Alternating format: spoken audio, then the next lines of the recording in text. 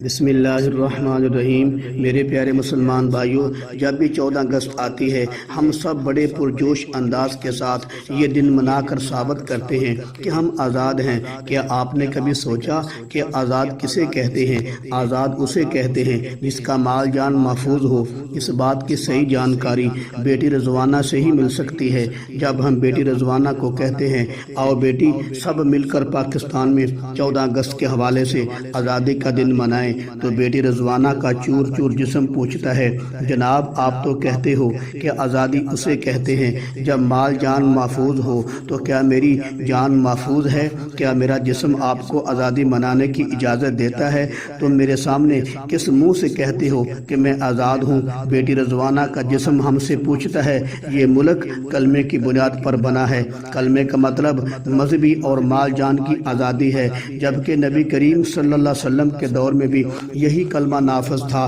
کیا نبی علیہ السلام کے دور میں آزادوں کے ساتھ ایسا ہی ہوتا تھا؟ اگر نہیں ہوتا تھا تو پتہ چلا کہ ہم کو کلمے کا جانسا دے کر ہمارے جسم کی توڑ پھوڑ کی جا رہی ہے۔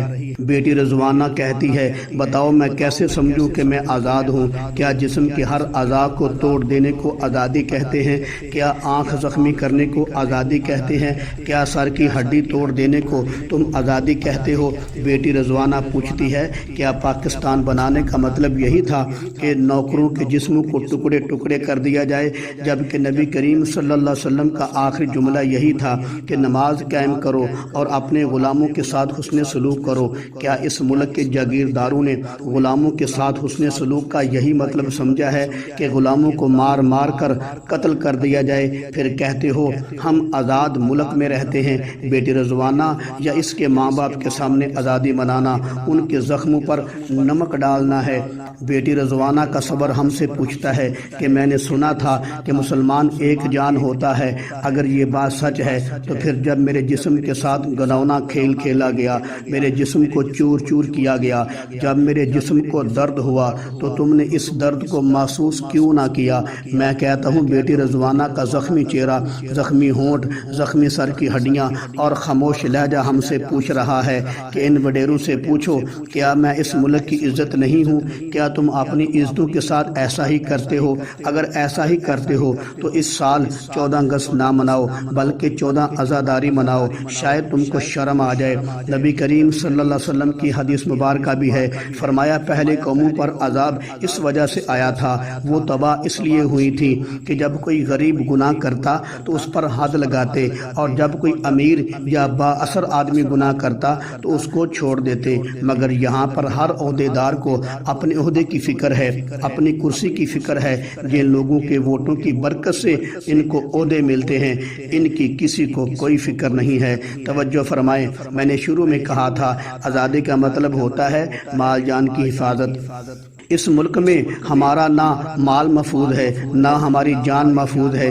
اس ملک کے پولیس والوں کو دیکھ لو، دن رات اپنے مسلمان بھائیوں سے رشوت کے روپ میں مال لوٹتے ہیں، جھوٹے مقدمے بنا کر تھانے میں لے جا کر اپنے ہی مسلمان بھائیوں سے مال لوٹتے ہیں۔ سب سے بڑا دکھ اس بات کا ہے کہ محافظ کے روپ میں آ کر لوٹتے ہیں۔ معلوم ہوا ہمارے ہی محافظوں سے ہمارا مال محفوظ نہیں ہے۔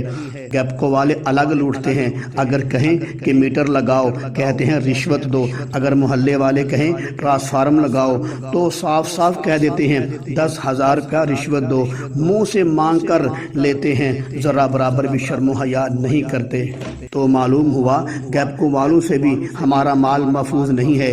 تیسری بات، ہم اس ملک میں رہ کر ہر چیز کا ٹیکس ادا کرتے ہیں، پھر بلوں میں دگنا ٹیکس آ جاتا ہے، تو معلوم ہوا بلوں کے روپ میں حکومت سے بھی ہمارا مال محفوظ نہیں ہے۔ تو جب کسی سے ہمارا مال محفوظ نہیں ہے تو آزادی کس بات کی؟ جبکہ آزادی کا مطلب ہوتا ہے مال جان محفوظ ہو۔ نہ مال محفوظ ہے نہ جان محفوظ ہے۔ ہم پاکستان میں رہتے ہیں، ہم کو ایسے لگتا ہے جیسے حکمران ہم کو ذمہ سمجھتے ہیں، ٹیکس کی شکل میں ہم سے جزیہ وصول کیا جا رہا ہو۔ حکومت ہم سے ٹیکس ایسے لیتی ہے جیسے رعایا غیر مسلم ہو۔ مذہبی آزادی کی صورتحال یہ ہے کہ قومی اسمبلی کا سپیکر کہتا ہے یہاں مذہب کی بات نہ کرو، ایک جج کہتا ہے صبح کی اذان بند کر دو، اس لیے ہماری نیند خراب ہوتی ہے۔ یہ ہے اسلامی جمہوریہ پاکستان جو کلمے کی بنیاد پر بنا تھا۔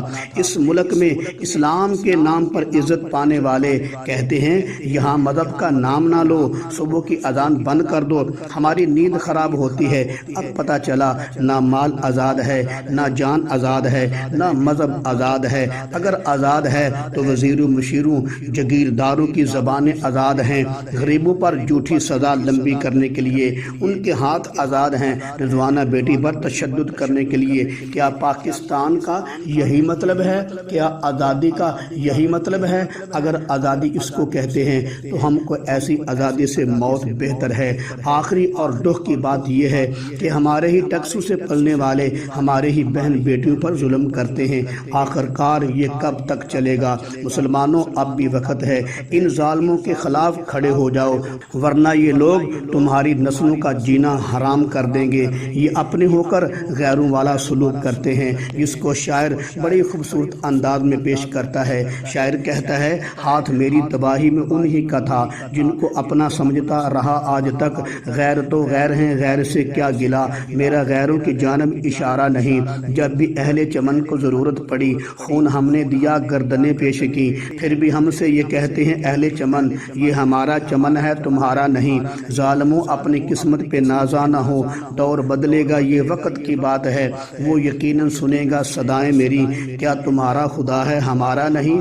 میں آخری جملہ کہنا چاہتا ہوں، ذرا کان کھول کر سن لیں، اپنے حق کے لیے لڑنا بغاوت نہیں ہوتی، جس کو شاعر کہتا ہے اس دیس میں لگتا ہے عدالت نہیں ہوتی جس دیس میں انسان کی حفاظت نہیں ہوتی۔ مخلوق خدا جب کسی مشکل میں پھنسی ہو پھر سجدے میں پڑے رہنا عبادت نہیں ہوتی۔ ہر شخص سر پہ کفن باندھ کے نکلے، حق کے لیے لڑنا تو بغاوت نہیں ہوتی۔